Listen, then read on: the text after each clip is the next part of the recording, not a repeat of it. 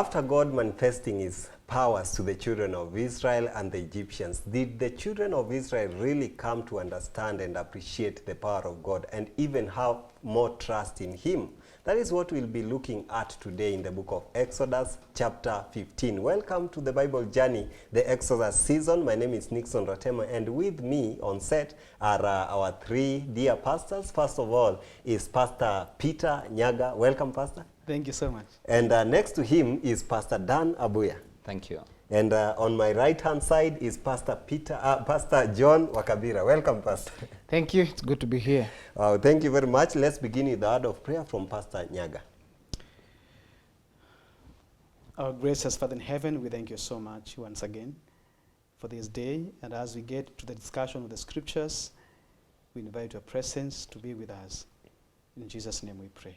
Amen. Now let's get to the book of Exodus chapter 15, and generally here we are about singing. And of course you all appreciate, especially in Africa and other countries, we really like celebrating through the art of music. We like singing a lot, and we show our appreciation and even our praise through the art of music. Now what was happening in the book of Exodus chapter 15 was nothing different, because we are talking about the song of Moses and the song of Miriam. Now, pastors, when you look, I think there are three key elements here that we have to look at, especially in these songs from verse 1 to 21, the purpose of these songs and how God had done what they are saying. Right. And there is the last element of is it the impact that it had to the children of Israel. Sure. And of course, we are talking about what God has been doing all along from the land of Egypt up to this point where he had destroyed the army, the 600 chariots and the mighty men of war of Egypt. Now, from verse 1, I just want to, in a way of introduction, why was this song important? Why was the song of Moses important, Pastor Dan? Well, you know, just as you have said, Nick, a song is very important in most cultures, in all cultures really. Mm-hmm. This is one thing that binds humanity because of its ability to afford an expression platform in emotions in a way that even words, dry words cannot express. That is why actually even when you want to learn something new, you know, you learn a foreign language, you know, it is easier to learn a song. A lot of guys would sing a song because they keep humming. They don't know the meaning of it here. But so even right from nursery school, you would be taught through music, learning the alphabet. That's right, a powerful way of really learning and all that. But then expressing what is deep inside of you. Yeah.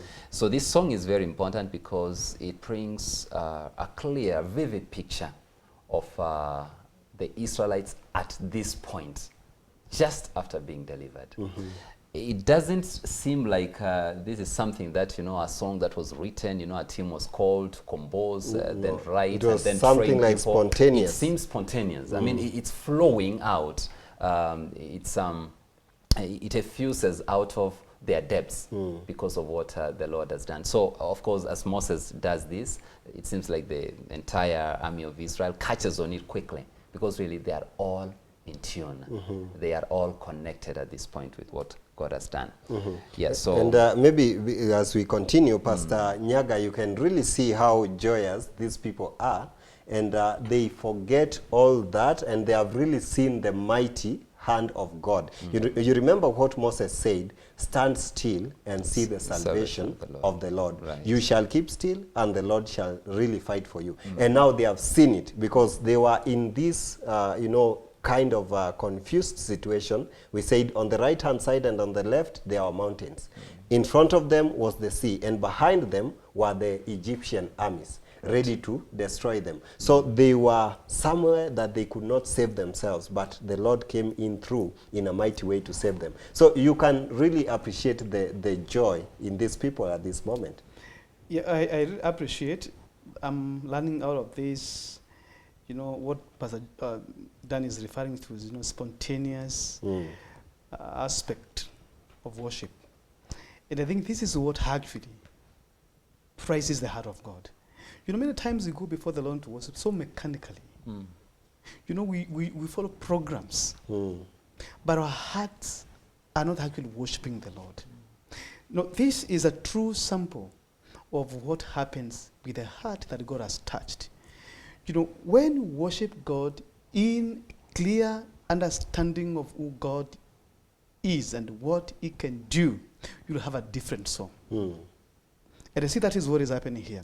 You don't need to be taught a song to praise the Lord. It just needs to come out of your heart. That's right. For God. That's right. And that is what has happened. You see, when God called Moses, He told him, when I came to your forefathers, I did not introduce myself to them with my name.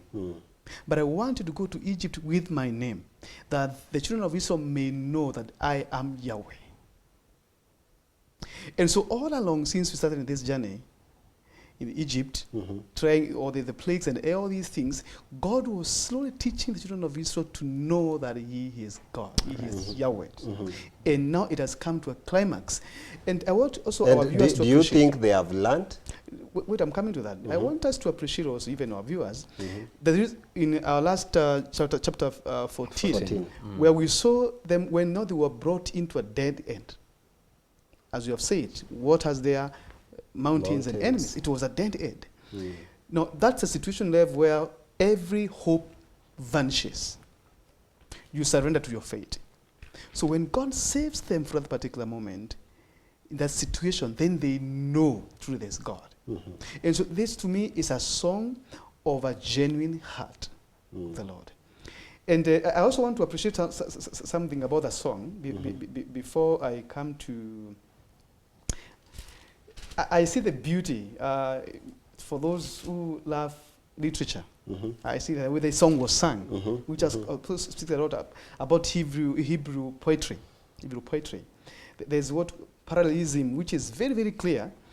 Like if we can read a few lines, I will sing to the Lord, for He has triumphed gloriously.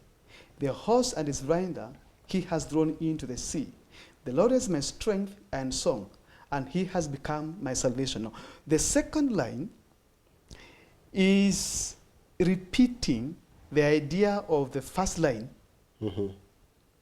or giving more meaning to the first line. It's a repetition of a parallelism kind of, which emphasizes and brings beauty of the heart as they sing.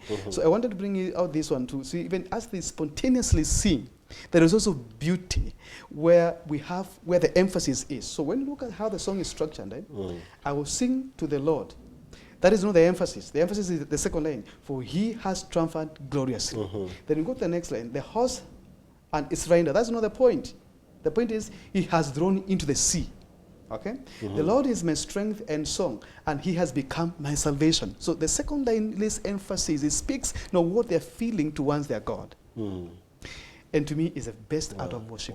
Wow. And of course, Pastor, picking in a few elements here, what they are talking about, you see, like, of course, Pastor has said, He has triumphed gloriously. He has thrown the horse and his rider into the sea.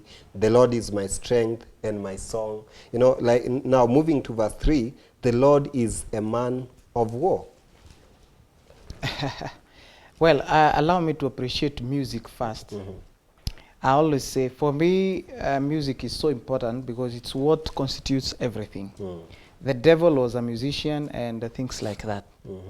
So music has got a big role to play in establishing. I always ask myself, now, everybody tells me I'm a gospel musician, those who know. I always ask them, do you think the song you've sung could be a chapter of the Bible? Just look, that is how, for me, I decide what is a gospel song or not. If you bring to me one line or one syllable being repeated for an entire stanza, do you think that song will be worthy of putting in the Bible? That's how, for me, just as a random way of determining whether a song is gospel or not. Look at this song. It explains the story. Everybody feels seen as if they have rehearsed this song before. Yet it's never been rehearsed before. This particular story, what you're asking, the Lord is a Lord of war. I want you to imagine what it means to the people of Israel. Have they ever been to war yet? because God had exactly said he does not want them to go through The land of the Philistines. because of what? The They war. were war. Yeah. Were like people. So now, what are the Israelites saying? They have realized we actually do not need to go to war because the Lord already fought for us. That's enough for us. Yeah. So in real sense, what they are saying, prophetically, what they are saying is, the Lord fought for the war for them. They did not avoid the war. Actually, God fought for them.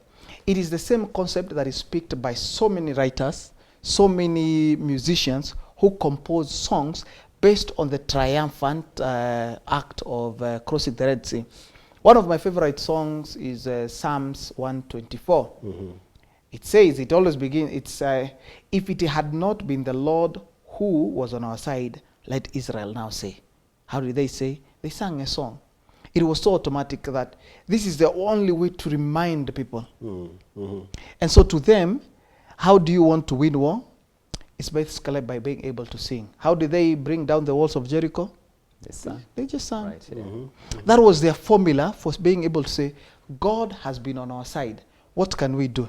When Jehoshaphat was told you're being attacked, he put the armies together and told them, go ahead, put the choir, not the armies, not the chief commanders like the Pharaoh did, put armies or chariots. No. What you're going to do, we're going to put the choir literally in front. All you need to do is sing, the Lord is good, for his mercies endures forever. And that's how they won. It's the formula God has been using continuously. People, if you really want to prove, not really prove per se, but the best way to be able to show your appreciation to God is easily by a song that comes from your own heart. I wanted to, I don't know whether Pastor Dan wanted to come in, Okay, go ahead. but I wanted to do a little more analysis of the song. As you know, we are saying, no, it is the language of the heart, a heart which is now happy with the Lord. And you see the verse which now John was using, verse number 3, and I want just to use that as an example in verse number 7. So verse 3, the Lord is a man of war, and the Lord is his name. Two things here. It has been war. For them to be released from Egypt, it was battle between God and Pharaoh. Now, they now discover that God is mighty in war. Of course, you know Psalms 24 verse 18 and Isaiah also 42 verse 13. Both of them speaks as God as God mighty in war. But the second line there, the Lord is his name. The Lord there is Yahweh. Yahweh is his name. Now, I remind you again, as I've said, when he sent Moses to Egypt, he said, when I appeared before your forefathers, I did introduce myself with my name, Yahweh. Now, he says, I'm sending you to Egypt with my name, Yahweh.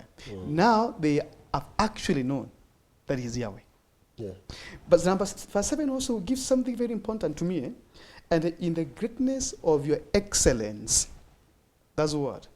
The greatness of your excellence. You know, all along they were doubting the ways of the Lord. All along they were casting doubt on what God was doing. They thought God was mediocre.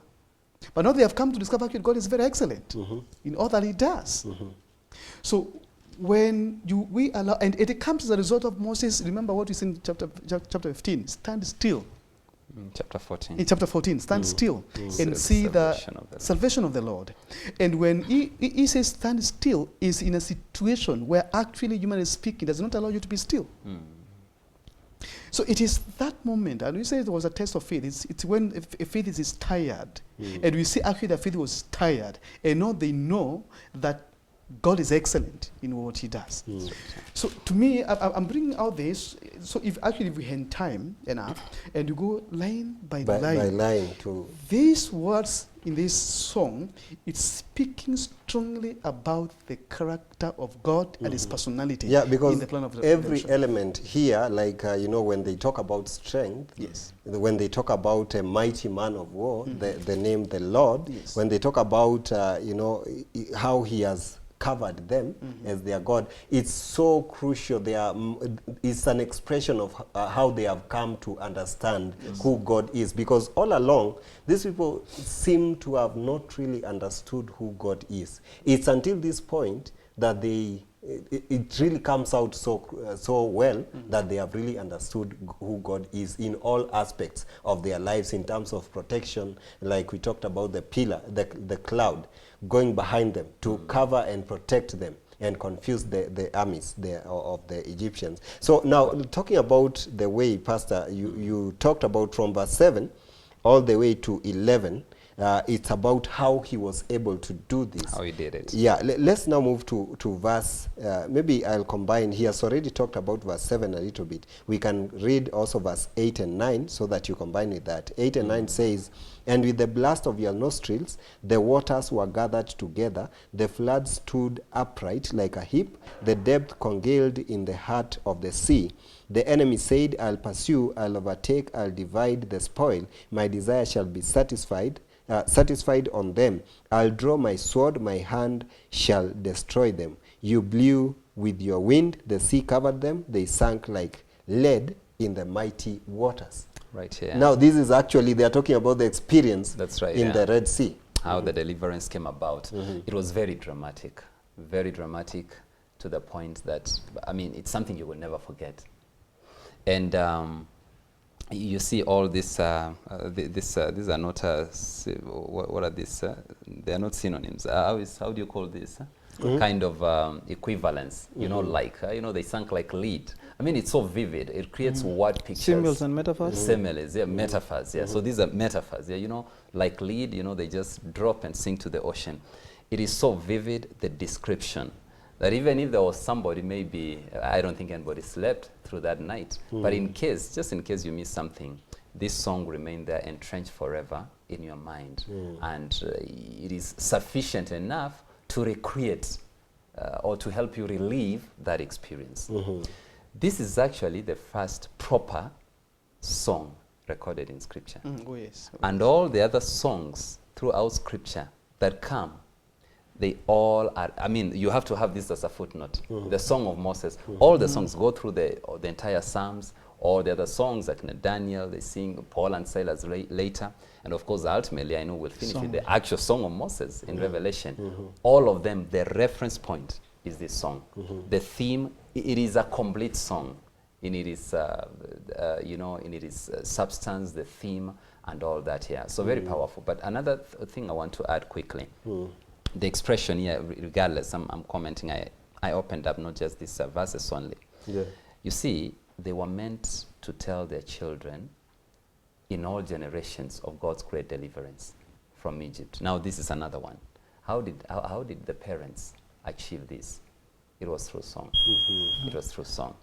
So throughout the life of the Israelite, as Deuteronomy chapter 6 puts this very well, 4-9, how you teach them while seated, while standing, going out, going in. How do you do that? It is song. So the power of song, we cannot overemphasize it.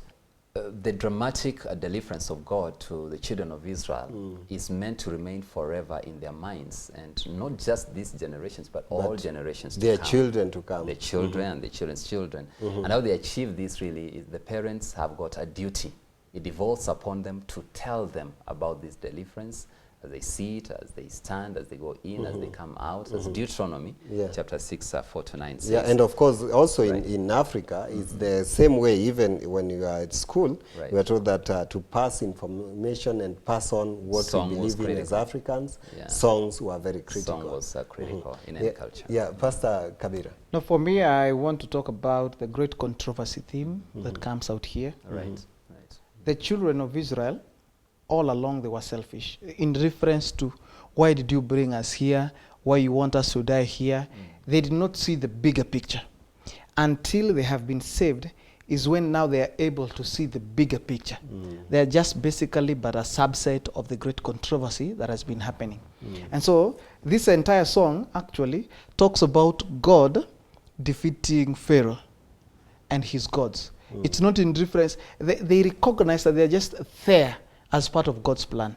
Rarely will you be able to say, after he's done with if you see, I will sing to the Lord, for he has triumphed gloriously. It begins from there all the way. Look at verse 11. Who is like you, O Lord, among the gods? Right. Who is like you, glorious in holiness, fearful in praise and doing wonders? It's like a contest the Israelites are showing a contest between the triumphant win of God versus how Pharaoh has been able to lose. At no particular time do you see themselves getting in there and saying, we won, we triumphed, we did something. The Israel recognized that now this is something bigger than what they were thinking about. When they came to that realization, that is when they were actually saved. That they are not the ones who were fighting with Pharaoh. No. No. Right. It was God. It was God who was fighting for them. It was God who won. They were just basically instruments of God being able to show that you can win. That if you believe in God, God can use you to win. But for me, what was important was the song was able to praise God. At no particular point does the song talk about them. Yeah. The song is totally about God and his win. That's why they end by saying, the Lord shall reign forever and ever. That is verse 18. The conclusion of that particular song is, the Lord shall reign forever and ever. Wow. It's not about we are free or we have run away from all this. No. The point is God and God all the time. Wow. And of course, our dear viewer, we take a short break, but remember, it's about this song that is so significant. And when we sing this song, actually, we come to understand that the children of Israel had now understood who God is and how he had fought for them all this while and how mighty he was amongst them. And I believe that at this point, when you look at what they are saying here, is that they have come to understand that it's not by their own works or their own doings. They didn't participate in any way because they are only praising God because of what he has done. We are coming back shortly.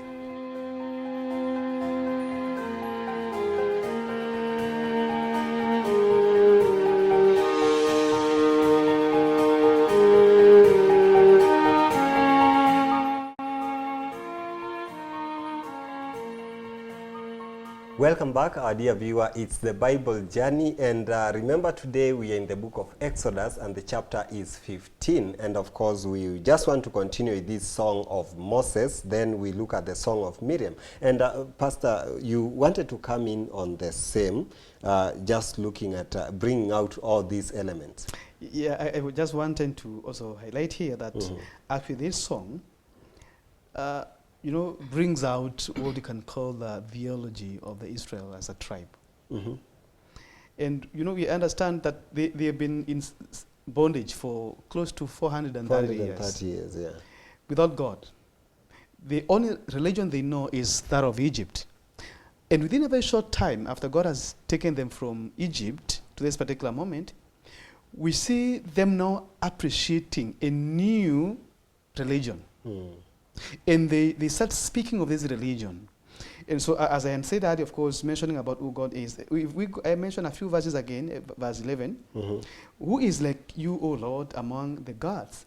They are talking about the uniqueness of God among the gods, because they were used to so many gods in Egypt. But they're saying, we have been worshipping so many gods. We have seen many gods doing things, but this is a unique God. Now we see God achieving, because you remember Pharaoh, it says in chapter 5 verse number 2, where it said, and who is this God that I may... Right. Yeah, okay? Should let you go. So right. God is demystifying the argument that there's no other God apart from the gods they knew in Egypt. And we slowly see God who is actually achieving his objective. Reason that they may come and worship, they are knowing slowly, they're coming to know who God is. When you go to verse number 17, it says, you will bring them in and plant them in the mountain of your inheritance. It speaks about the reason for deliverance. Where is God taking them? There's a promised land. They now start knowing also that actually God has a promised land for us. He's taking us somewhere, and the way he's taking us is better. So then when you look at the verse 14, I've just jumped those three verses there. When you look at 14, 15, 16, the way they are singing the ones there, they also brings out the concept of the nature of the battle. The nature of the war is a holy war. They have not discovered it's not about physical. It's not about the abilities. It's God doing it for them. Right. It's a spiritual battle. And I think, to me, when I read this song, it reminds me constantly the battles, the struggles of my life. That's right. It is God. It's God. Wow. And if you go to 18 again, I think there's so many things that I want to appreciate in this, whatever. But if you look verse 18, the Lord shall reign forever and ever. And the one there again is Lord Yahweh. Yahweh shall reign forever and ever. His kingdom will not be removed. That of Pharaoh has been destroyed until it will be removed. But this particular God that has invited us to come and worship him in the wilderness, his kingdom shall reign forever and ever. So it is a beginning of shaping up a theology of the Israelites as a tribe, and which actually has given us the privilege of sitting here. Because now we appreciate who this God is. And it was so spontaneous. Some of us, we have gone through trainings in seminaries. Others have stayed in church for many years to just come to learn these things. But this was a spontaneous thing that God allowed it to happen in their hearts to speak of who he is as he shaped up a religion that can call it. And Pastor Abuya, actually, when you look from verse 14 to 16, there is a way in which they are foretelling what will happen in the future. That's right. And it's kind of, they have come to understand where they are going to pass through as they go to the promised land, which now comes out in verse 17. And they mention, because why else would you say, why they mention people like the Edom in verse 15? Okay, let me read from verse 14. The people will hear and be afraid. Sorrow will take hold of the inhabitants of Philistia. So they will come to pass through Philistia. When Philistines will hear about this, they will tremble, they will be sorrowful. In verse 15, the chiefs of Edom will be dismayed. The mighty men of Moab, that is the Moabites, the Edomites, of Moab, trembling will take hold of them. All the inhabitants of Canaan will melt away, which is the final place that will try to fight against. And that's what I was calling holy war. They now discover it won't be them fighting. It is. These nations will be melting and paving way because there is a mighty God now who is involved in fighting. That's what I was calling holy war. That's right, yeah. Pastor Abuya. Well, you know, the whole experience, once again, it is so dramatic that you can't help but break spontaneously into this song of praise. And the Israelites, of course, unfortunately, they are very forgetting people. You know, quickly you're going to find them again back in that cycle of depression and all that. But at least for the moment, you know, that, you know, fix that they were in, the catch, they say, I don't know, catch what? Catch 22. Catch 22 situation that, okay, no way out. As in God has come in such a powerful way. And that is what he does every day. So now, you remember in John chapter 9, when the man born blind, the disciples asked Jesus, who sinned? And, you know, Christ tells them that, you know, not the mother, not the man, not the parents, but so that, you know, the glory of God, might be manifested. So a lot of the times God allows us to get into these situations so that perhaps through them, he can help us to see him for who he truly is.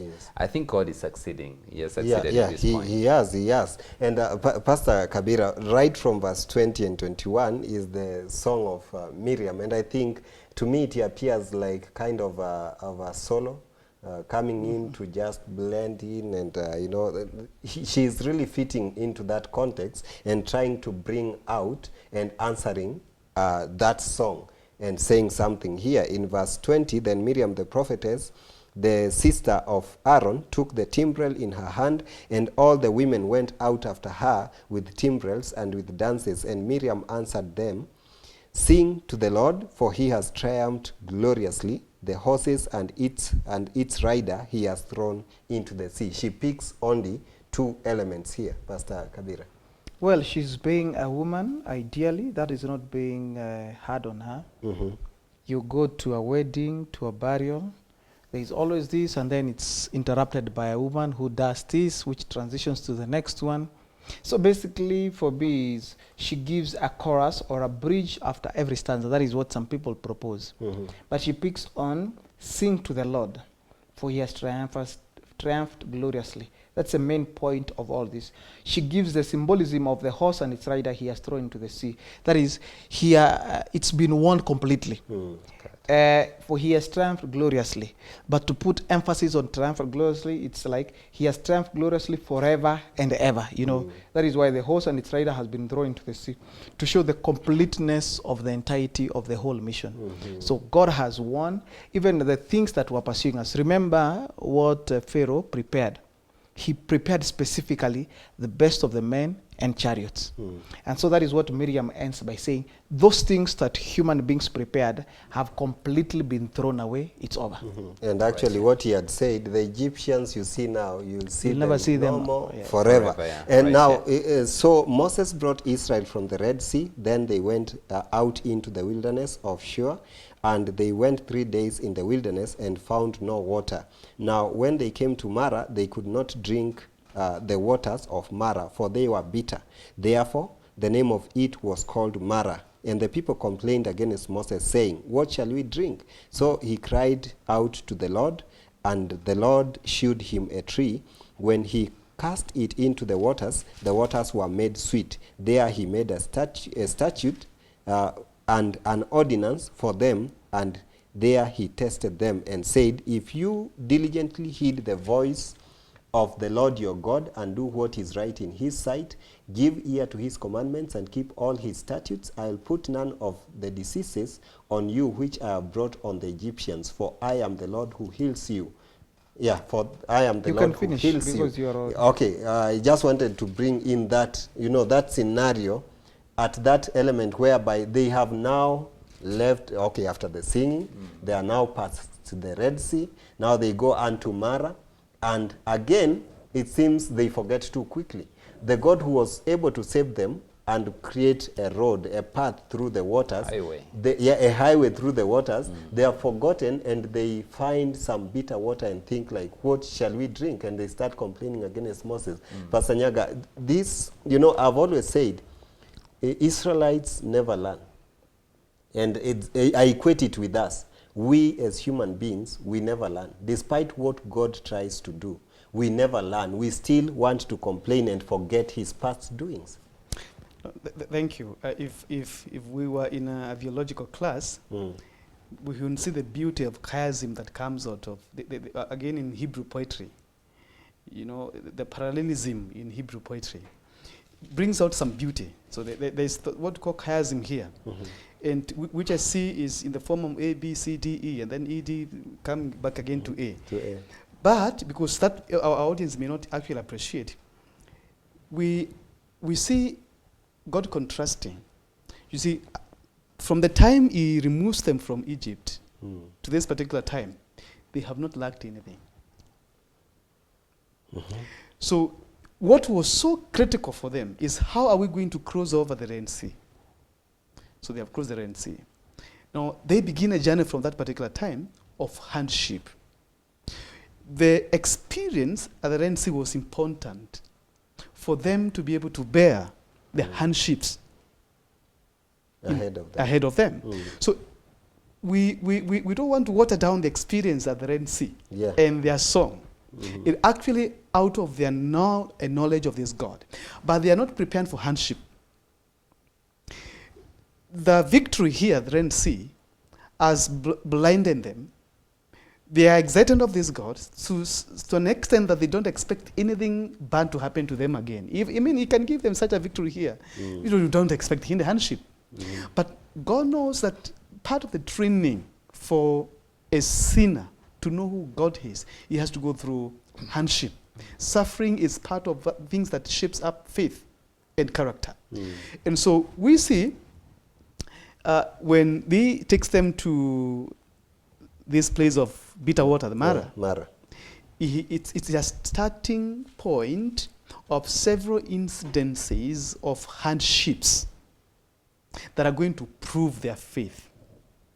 It is going to culminate with a lot of complaining and murmuring until, for so many other years, about that 8 years, they cannot access Canaan as a way of proving. And then those who finally get to Canaan are those who've been tested through the wilderness experience.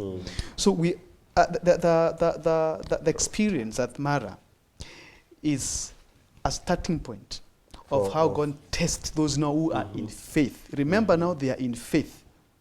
They have known who God is. He's Yeah. excellent in his doing. He is mighty in war. No, they need that faith need to be proved by God. Yeah. So that is what is beginning to do. And we So have several they- experiences now. They have only spoken about it, but it's No, like it has to be tested. to be tested. Yes. Yes, Pastor Abuya, then Pastor Kabira. Right.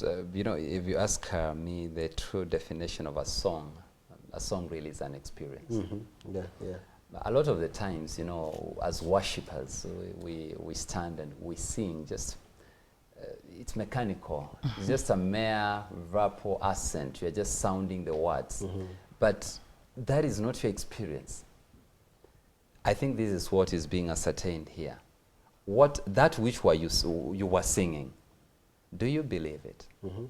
Is it real to you? To what extent is that true to you? Do you believe that? They have an instance here to prove that here. Once again, They fail. they fell. Because it's like it was an emotional, still, their faith was still quite formative, it seems. And of course, well, truth be said, I think they are also on a learning curve. They are experiencing God. Recent things have been happening very rapidly. And so there are questions here and there. But all that said and done, I want to quickly add that really this is about us.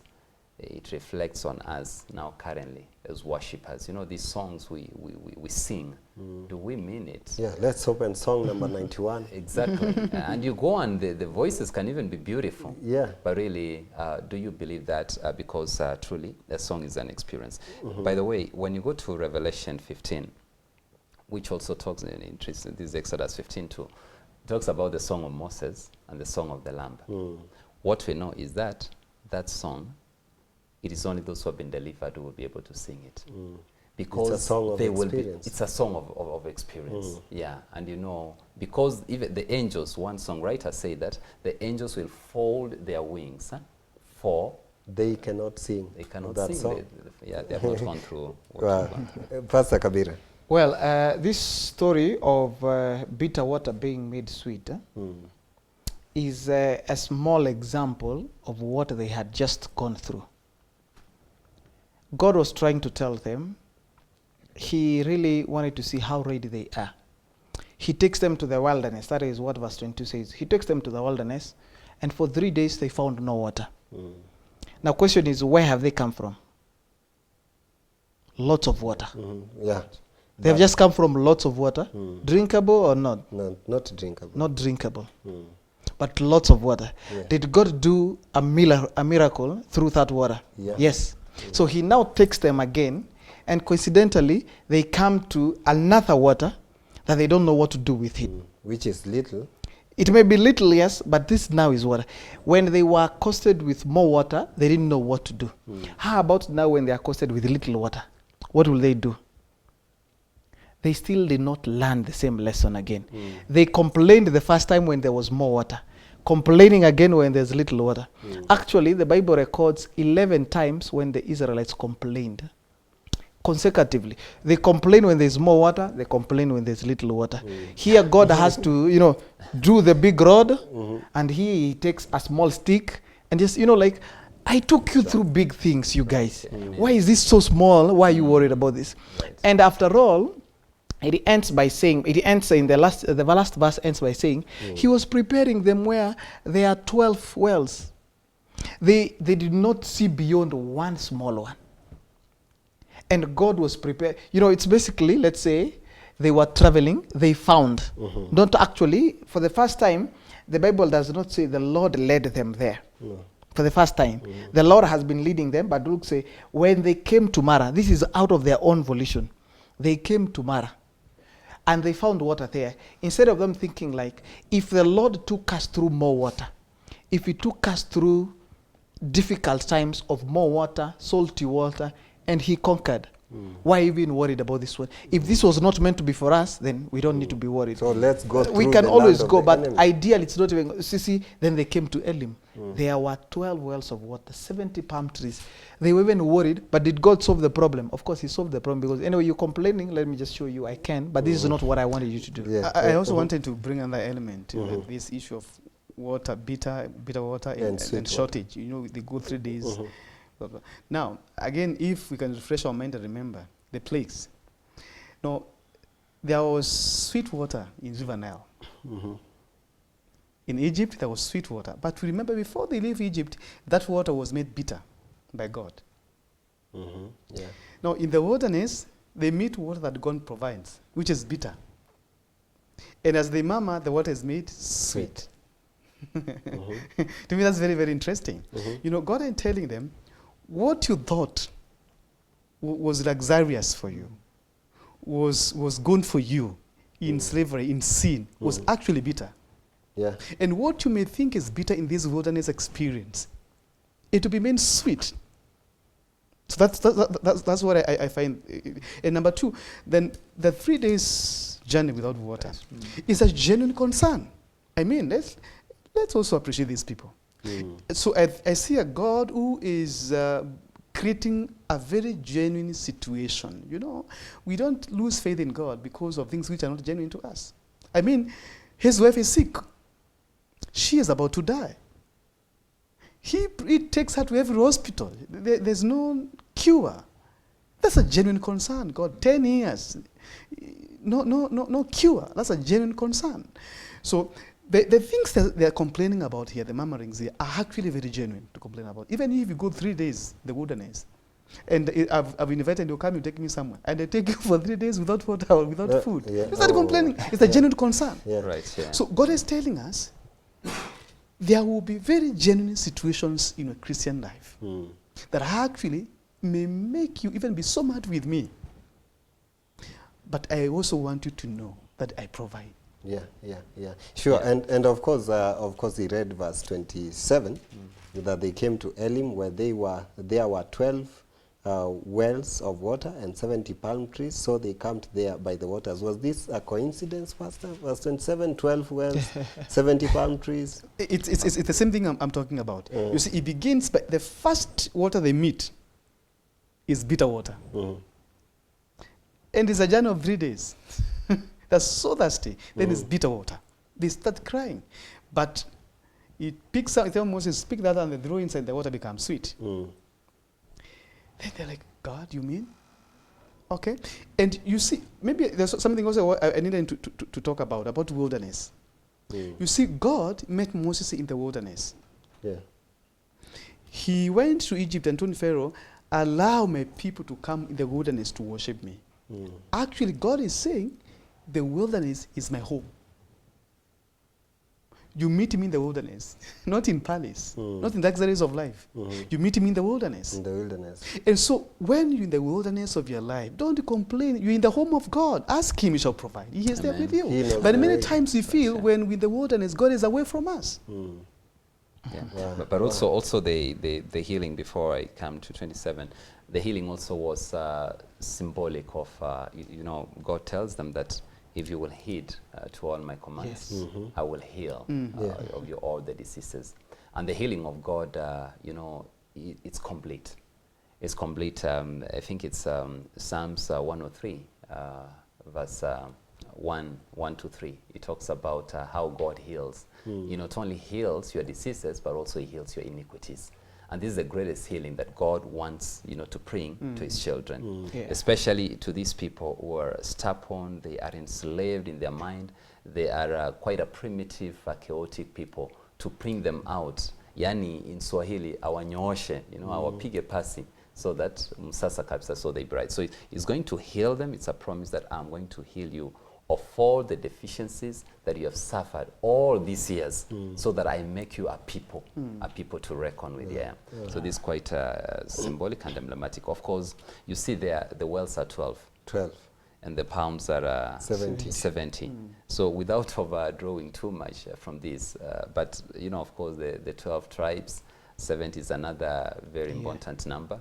But they had not been here before. They hadn't been here before. So Why all I 12 can then? say is the providence of God who is with them For one for every. I would say, well, I see time is up, but there is something symbolic about all this thing, but I feel it begins with the sweet waters. Despite the waters being sweet, they did not camp there. All right. That is not where God wanted them to be. That's important. It was a blip, a short thing to remind them that I can do this thing, but this is not where I want you to be. Many of us are still stuck on, Lord, if you do this to me, I will always praise you. And you forget that is not what really God intended. He has an end game that he really wanted to do. Right. He may solve issues in this world, but ideally we should not be satisfied with this world. We have a home with 12 gates, 12 foundations with 12 these things. Right. These things are there, and there will be elders who will be thus there. You know, these 12, a well was very important for Israelites. Yeah. A well was very important. That's why we even talk about Jacob's well, because it was a well was permanent, something inheritable. Now they were all of them fighting over bitter water. And God was telling them, come on guys, I can solve that, but ideally, I want to take you to a place where you'll own up your entire thing. When you read the book of Numbers, it says they went there and camped there for a while, because finally they had found what they wanted all along. Wow, thank you. Can I say something? Or time is over. Okay, just in a statement maybe? Just to see from the Maran, the bitter water, to the 70 palms and 12 wells. And when you come to chapter 16, because that actually chapter ends in chapter 16, they move. They don't stay for a long time at this particular place, Elim. They move again, and they go to the desert of Sin, where again we are going to meet a major complaint again. So I want us to appreciate what God is doing. He is giving them an experience to know Him, and also shows them, I care for you. So He is building their faith, at the same time testing and proving them. Because, you know, when God comes to your life, He makes a judgment. Anything you do. But He doesn't judge you until He gives you a privilege of knowing who He is and what He can do for you. So, and as we continue, we'll be seeing that more often. There's a very ugly situation, then it's followed by a sweet experience, then another ugly experience. Situation. That's how God knows He's working with them in the wilderness. Wow. Thank you very much. And of course, we appreciate our pastors on behalf of the viewers for sharing with us quite extensively. And thank you very much, our dear viewer, for being with us on this discussion. Of course, it's been a nice one. And I hope that you've really learned much from this discussion, from what our pastors have been saying here. Just experiences from this book, this chapter of today, the Exodus chapter 15. And I have been blessed. I hope that you have also been blessed. So thank you very much for being with us. Till next time, God bless you.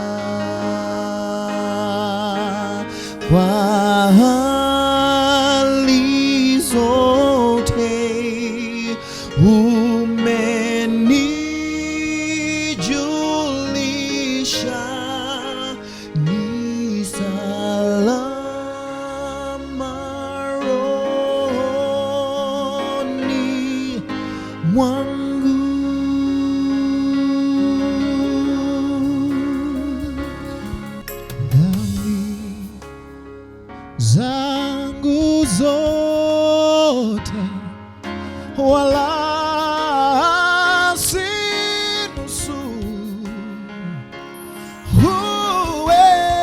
huwekwa msalabani,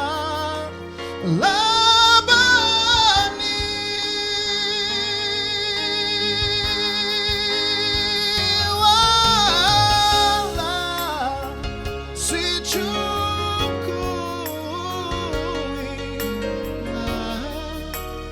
maana yake ni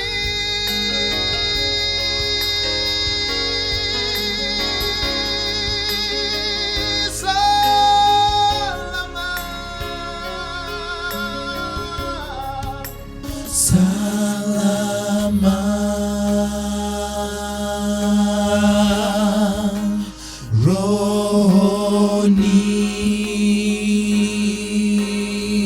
rohoni ni salama,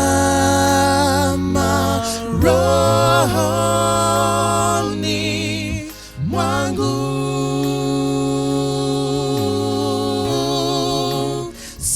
Salama,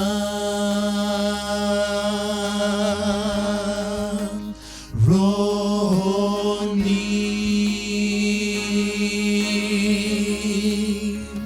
ni salama, rohoni mwangu.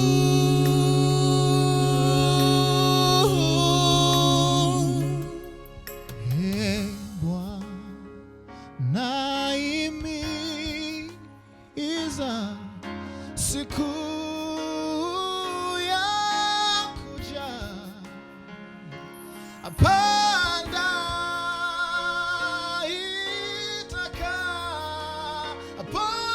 itakapolia,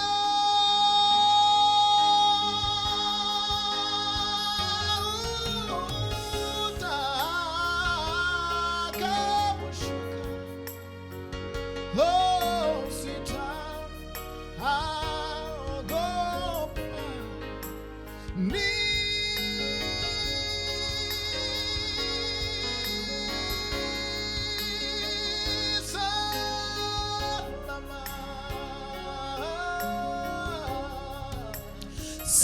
salama,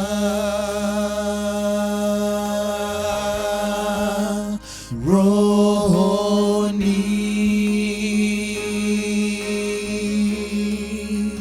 ni salama, rohoni mwangu.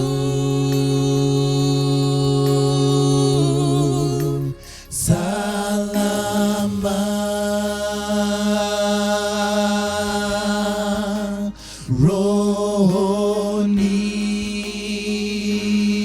rohoni ni salama, rohoni mwangu.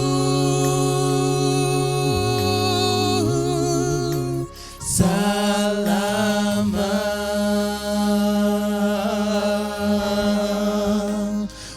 rohoni ni salama, rohoni mwangu.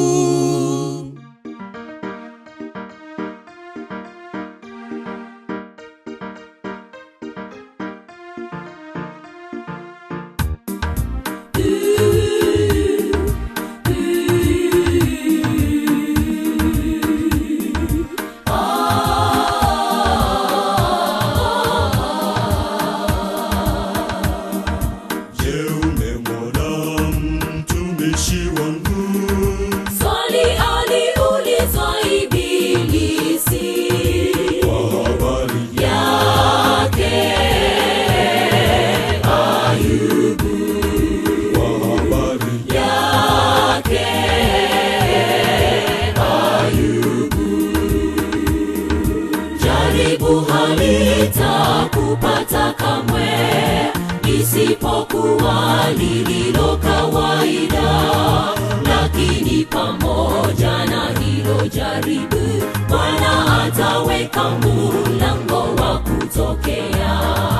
Jaribu halitakupata kamwe, isipokuwa lililo kawaida. Lakini pamoja na hilo jaribu, Bwana ataweka mlango